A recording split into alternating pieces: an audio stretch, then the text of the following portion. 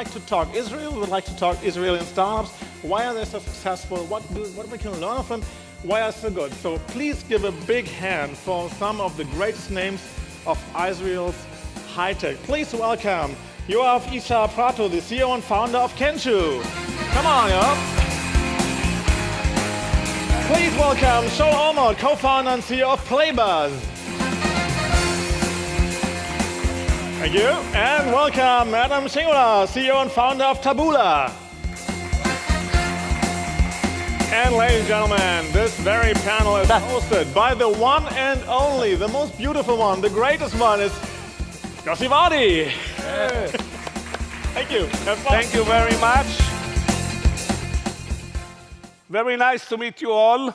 And it's wonderful to be here in DMEXCO one more. First, I would like to introduce you the panel, and we are going to do it a little bit different. Instead of everybody introducing himself or I introducing them, I ask each one of the panel members to introduce another panel member. So why don't we start with you, Adam Singolda? Whom do you want to introduce? First of all, great to be here. Thanks for having me. I'll take Shaul. Go ahead. Yeah, I have 30 seconds, 60 seconds. Just go. Go. Right. So at first we had articles, then we had galleries, then we had videos, and now we have Playbuzz. Playbuzz make the web entertaining, interactive, especially in a social world, so the future of the web can be fun and entertaining. Welcome, Amen. Playbuzz. Thank you. And if you want to invest, we accept investment, ratchets, liquidation preferences, everything. Make checks payable to Shaul Olmert. Personally. Exactly. Yes. Shaul, how did you like the way Adam introduced you? That's a tough act to follow, but let me try and reciprocate to the gentleman of my left. You know, his look is a little bit deceiving because, you know, you see him and, you know, you don't understand what kind of a powerhouse sits here to my left. So Yoav something is the founder and CEO of Kensho. And Kensho is the company that makes the self-serving platforms of the internet accessible on a wide scale because most of the big advertisers in the world are using Kensho in order to unleash the power of Google and Facebook for search and social ads. So thanks to Kensho's platform, those platforms can actually be used not only by small businesses and mom-and-pop shops, but really by the big whales of the advertising world. Wow. And I heard 12% of the world search budget goes through Kensho. That's just the you obviously didn't get the memo. That was like so yesterday. Like an hour ago. It's growing, you know, it's growing by the minute. Okay. So, Yoav, how will you rate this kind of cheap promotion that Shaul has done for you? It's for free. What do you mean? It's, advertising pays you for the top. Good ROI. That's good. That's good. That's good. I want to show you how Israelis are taking care of each other. Yoav, whom you are going to introduce? I guess there is only one left. I'm still trying to recover from the preparations we had from Yossi. If you don't know Yossi, you should get to know him. But Adam, I guess. Adam and Taboola, I think it speaks for itself. This dude landed 2 hours ago. He's now here, and in 2 hours, he's out of here. That's Adam, that's Taboola, working fast, being relevant, and I think at the end of the day, trying to change the way how content is being consumed, that it comes to us as consumers versus us needing to work hard for it. So disruption all over. Adam, what are you doing? What? What your company is doing? I was unable to figure it out. I think it was good. And last time Yoav and I were on stage, we had a beer. And here they don't serve beers to us. They don't serve beer, but water. And no, that's a good. It's you know, water is becoming less and less available in the world. Why don't you drink it before it disappears? Scarce resource. So Taboola connects people with information they may like and never knew existed. So you've seen us before. If you went to many websites, at the bottom of the article or on a homepage, you'll see you may also like, similar to what you see on Amazon when you buy a product. So we do that. Very, very humble people. Very. Very humble people. So Yoav, thank you very much. Shaul, thank you very much. Adam, thank you very much. How old your companies? Quickly. 9. 9? 5. 5? 10. 10. Revenues. I'm always the youngest. It's great. You're always the youngest. great to be It will pass, you know. Any other metrics you want to share with the public? So Taboola now reaches 1 billion people a month. We serve 14 billion recommendations every day. You are familiar with the recommendation? These are the annoying little pictures at the end. That's my part, the annoying part. And we'll generate over $500 million this year. Company is profitable. And $500 million. Yeah, and we raised money from some great investors, Israeli investors, Bitengo and others, as well as Baidu, Yahoo Japan, LVMH, Comcast, and many, many others. Did you ever believe that you will sell anything for $500 million a year? No, that's my first job, so it's the first paycheck I had to pay myself. This is the first job that you are doing in your life? Yeah. Amazing. Did your mother believe that you will be able to do it? My mom, I think, wanted me to be a lawyer, and I don't think she still understands what I do. But if I keep trying to pitch at home. Didn't she try to convince you to go and do some decent work instead of...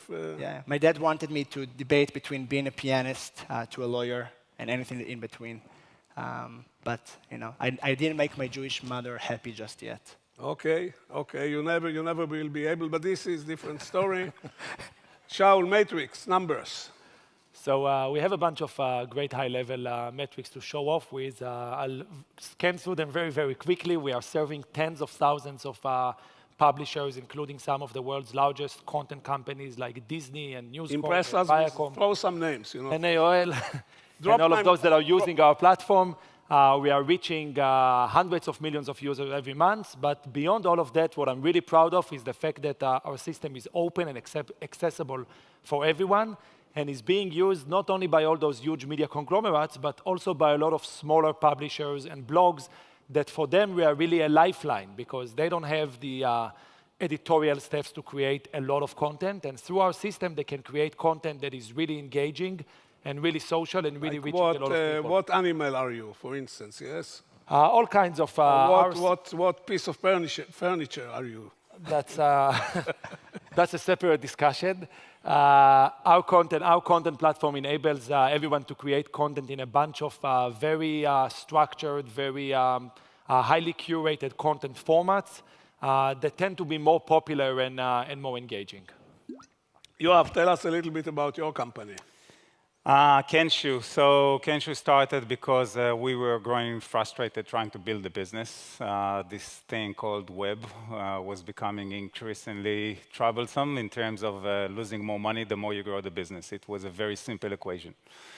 And it seemed to us that there should be a technology to help you grow your business using the internet. So we started with Google, expanded into all this, what we call search. But then Facebook came along, and anybody heard about Facebook? Raise your hand. Nobody knows about it. Nobody knows what you're talking. Yeah, exactly. And Facebook kind of, together with the Googles of the world, showed us the light in the sense that marketeers needs to get back to what they were, which is marketing. Way too deep we went into the channels trying to do tactical stuff. Not anymore. We tend to think about the consumer and what is the actual message and experience we want to deliver. And we think there is a way to have technology do all that stuff while marketeers become creative again and deliver excitement. We have 500 plus people around the world.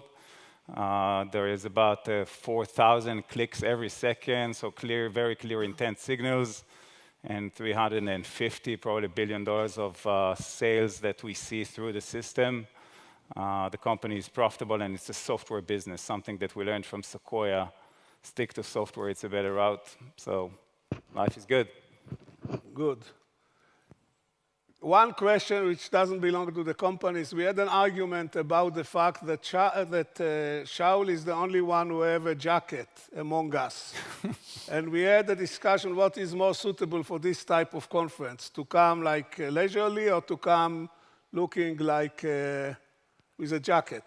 So I want to make a poll of the crowd to ask you who thinks that Shaul should continue with the jacket and who thinks Shaul should taking his jacket off. So who thinks that Shaul should stay with the jacket? Please raise your hand.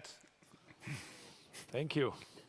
4 guys. Who think that Shaul should start by taking his jacket off? Raise your hand. Shaul, I've been asked to undress on stage many times you before. have to follow. Never You have happened. to follow the sentiment of the crowd. But I want to say that I'm honored to receive fashion advice from Dr. Vardi here, who little-known fact is that, well, 2 little-known facts. One, that he was coronated as the worst male dresser in Israel by Israel's largest publication. So That's true. congratulations. 2010. It was in 2010, but ever since then, they stopped that polling. So it's like, you know, he won it indefinitely, and there's no need to continue the quest. And the other thing is that one of the world's most acclaimed tech journalists, Kara Swisher, said that Yossi Vardi is a person that always looks like an untucked bed. So anyway. My answer was, what is more inviting? You know, a very neat, cleaned, arranged bed or unmade bed. Everybody can choose his own thing. Adam, you put this, again, for those who don't know how you disturb the use of the internet, he is the guy who is putting these little icons at the, icons you call them? Thumbnails. Pictures at the end of every article of every magazine and try to tempt you to go to totally different areas from what you intended to see, right? Yeah. Did you mention how many times people are clicking on this per day? Per day, almost 50 million times. 50 million times. So you are distracting. You know that nobody actually is interested, that you are manipulating them to do it. No, they want to read an article Finally, about... we're giving the world a mirror of what people really like. No, so actually... No, that's very good. Tell us what really people like. It depends when. So if you look at the top... Don't avoid. What people really like, you know horrible it. things. Top 10 reasons for something. Something like what? What furniture you look like. Pardon? What furniture you look like. I never saw what furniture you look like. You are now... What people are interested? It's usually, there's the entertainment stuff, anything from Kim Kardashian to whatever it is. You have evergreen things, which is how to cook and how to do different things that stays forever. One of the top pieces of content that I do remember was, that got about 40 million Americans to read it, was the top 10 wealthiest women in the world. So people are very curious at listicles and things that are top. So I go to read about the new world structure, you know, and the philosophy of the universe, and instead you are distracting me and you're coming with the top 10 richest women First of all, in the world. Remember, it's personalized, so if you see it, it means you may like it. Aha. What, You know, I see content about drones. Even about our moderator is doing a great job. Thank you, Yossi. I'll take over for a second. Okay, I want to go ask ahead, you, go so ahead. beyond what's popular, we all know what are the more, you know, we all know that sports and entertainment are more popular than, you know, history and geography. But how big is the, you know, weight and consideration of the time of the day in which you read an article, the platform on which you read it? This is exactly the question which I wanted to ask. So, Right, thank you. that's what I heard as well. Go ahead, Yeah, thanks you, gentlemen. So no, we look at over 100 things from platform to time of day to how did you get to the page, from a search engine, from a social website, geography, which country. So if I'm in New York, even if I'm the same person and I go to San Francisco, I'll see different things.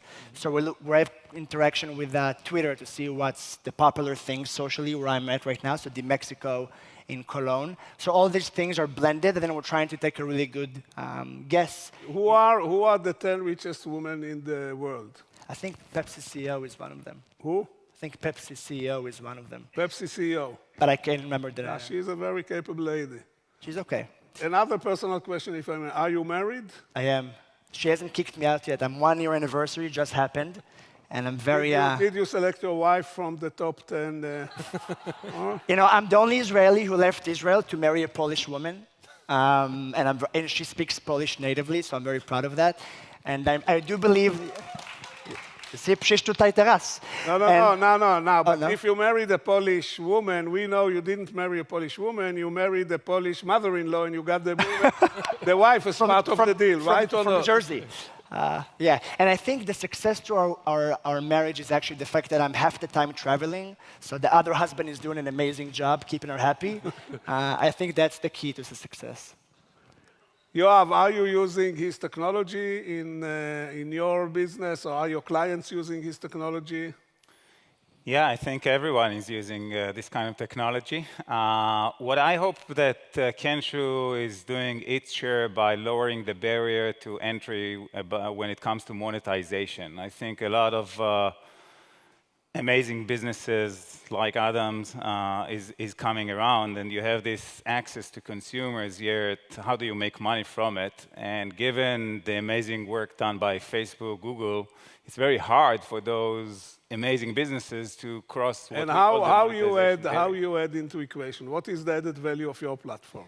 So the hope is that if you have a truly independent framework, technology framework, that is totally unbiased according to branding and marketing, but rather kind of rewards on the marginal contribution and return, that budgets will shift as according to where value resides. And if you're a marketeer trying to reach consumers, you might as well shift, in the billions to companies like Taboola.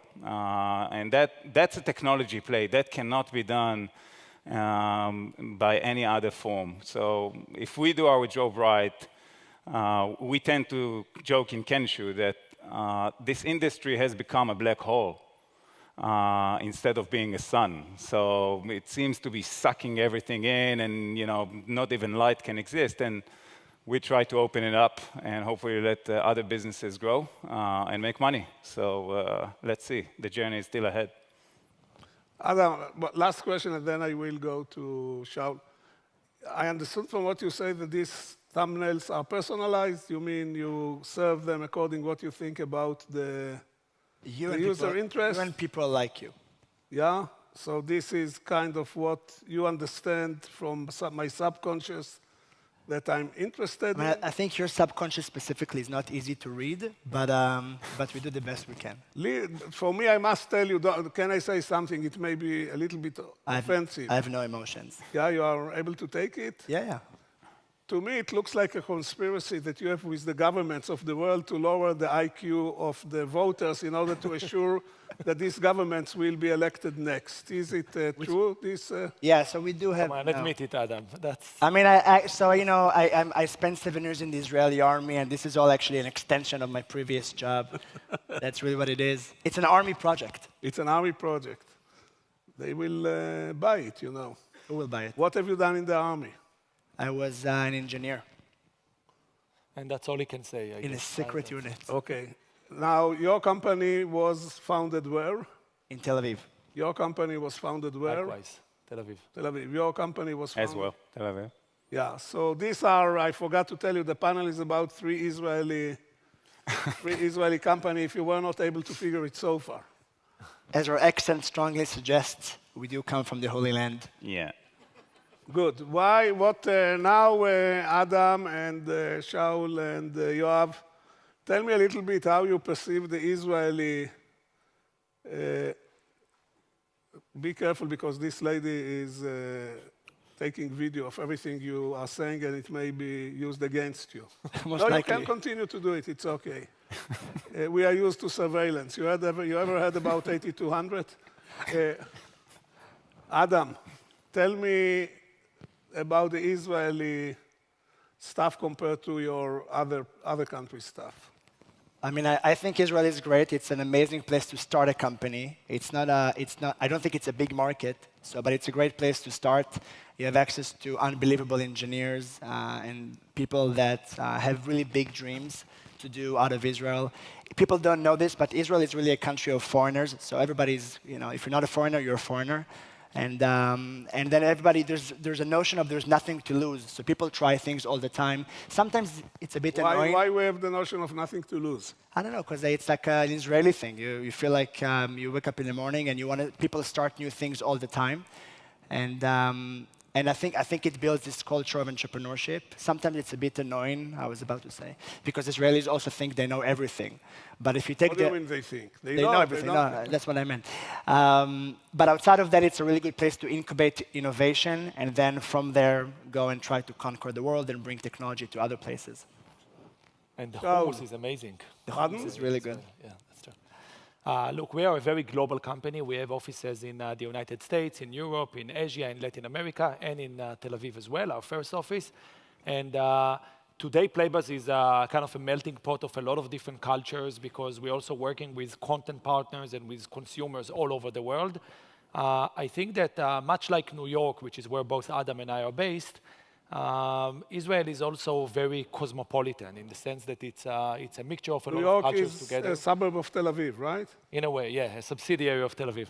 And you know, it's a great place to incubate ideas because of this sort of open mindset and exposure to different cultures. It's also very typical. You know, Yoav recently moved back to Israel, but all of us realized that in order to grow our businesses... If there were Israelis in the audience, they would have applauded for... But we all realized at a certain point that, Dr. Vardi, if I may, that in order to grow our businesses, the guy we have to go outside of Israel. But he has chutzpah as if he's older than me, but go ahead, that's fine. We have to go out of Israel in order to grow our businesses because, as Adam mentioned, Israel is not a standalone market on its own. You know, it's not a sustainable market. So a company that wants to grow and wants to reach scale has to go out of Israel, and then when you want to reach global markets, you have to be in those global markets, which is really counterintuitive because the internet is all about immediate access to everywhere. But at the end of the day, business is still done not only by machines talking to each other, but by human beings talking to each other, understanding each other, feeling each other, developing trust. And all of that needs to be done on a face-to-face basis. So, anybody understand what he said? Please raise your hand. Yeah. And what about the jacket? Not bad, not bad. Shaul, you are doing strides. Yoav, Israel. Israel, how many of you have been to Israel? Good question. All right. So those that have not been, let me please show come. you the wonders of mathematics. So about 30% have been. How many of you never been to Israel? Raise your hand. You see, another 30%. 40% don't have any idea what we are trying to do here. So please come. But I think Israel is you can't ignore it. When you come, you either love it or you say, I won't come back. Most of people love it. From the people standpoint, what I can say, and I just said it the other day, between 2 points, never an Israeli person will walk the straight line. Yeah. If you give very strict kind of instructions and say you have to work to go on the straight line from A to B. No, I know a better way. Hey, do whatever you like, and you assume, you know, reverse psychology. No, there will be its own way. So let me help you. The Israeli thinking is that a straight line between 2 points is the longest line you can pass between these 2 points. Yeah. And if you can harness that, to Adam's point, you get wonderful things, and yeah, it might get frustrating every now and then, but that's the beauty of it. I also think that Israel, in business, unlike the foreign affairs that we conduct, we actually do a very good job. Did I hear some criticism about the... all good. Adam's friends from the government. All good. Happy from the politics. We are a small country surrounded by very big government. Yeah.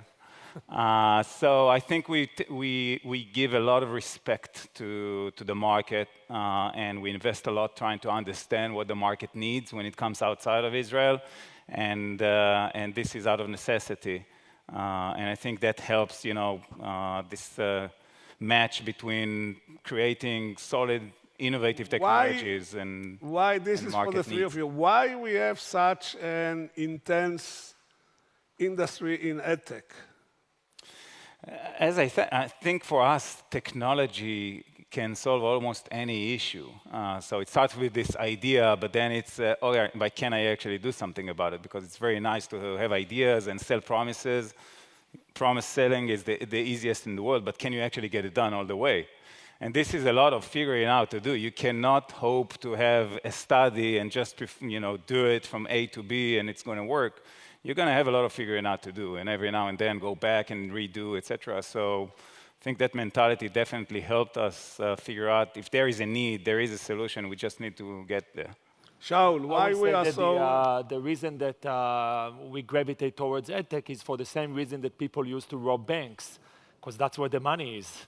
So essentially, it's it's a very practical thing. If you want to do something that's going to make an impact, go to where the nerve center is. Singolda? I think that actually it's where it's relatively easier to get to few millions of dollars in edtech, 5 million, 7 million, 10 million. So I think it's not necessarily where the money is, I think it's where the easier money is perceived to be. So you get a lot of people that try to get to that low-hanging fruit revenue, but it's much harder to, to build a big software company or something that can stay here forever. What is the future of the industry, according to your views? I hope it's not Facebook. No, I'm joking. So I think that I do think that there's gonna be a big transition to walled garden and platforms that will try to fight for consumers. I think we're entering an attention economy era. So the next 10 years will be fighting hard for people's attention.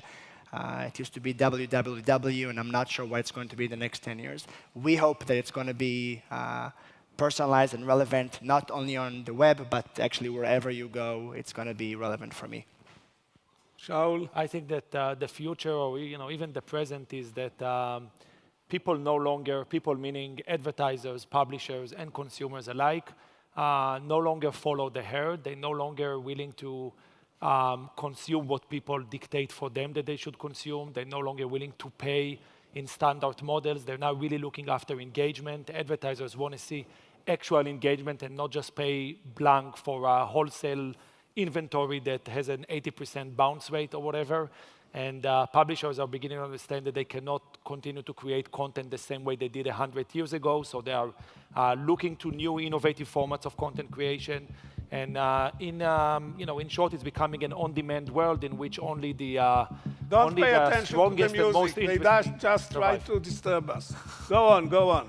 But see, it would have been a bad sign if we started in a full hall and then nobody would stay by the time we finished. We had the opposite. At first, there were more people on stage than I am asking myself what's coming next. Why all of a sudden everybody... The word about my jacket spread out and everybody got... I think you're reading it incorrectly. People are tweeting and everybody's coming because like, what is what is the next... what is the next panel? Nobody knows. Okay, before we go, Shaul, what is the best... now we are going to do some shameless promotion. What is the best tech event in Israel? Whichever tech event you're organizing. What is the best tech event in Israel? It's called DLD. And it's coming when? On September 25th. Right, and anybody who wants to come, send me an email. And I will send you an invitation. My email is yossi@vardi.com. This was a cheap promotion, but why not take it? Very effective. You want to do any cheap promotion? Quickly. Okay, ladies and gentlemen, you were wonderful. I'm not sure you had any idea what we are talking about, but at least the four of us had a lot of fun because of you. Thank you very much. Thank you.